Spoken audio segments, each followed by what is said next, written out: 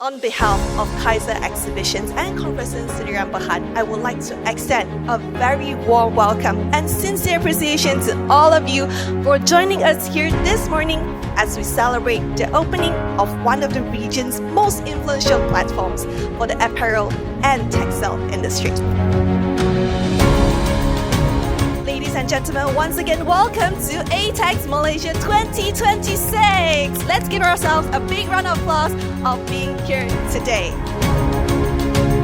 This year, we are proud to host prominent delegations from Malaysia, China, Japan, India, Bangladesh, and Indonesia. Together, they bring a complete supply chain under one roof. We want to welcome every part of the industry ecosystem gathered here today.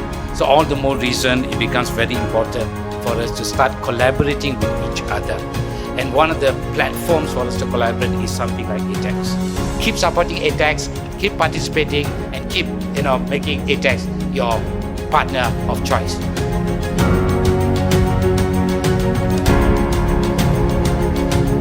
One, two, three. Ladies and gentlemen, with the ribbon cutting, ATEX Malaysia 2026 is now officially declared open.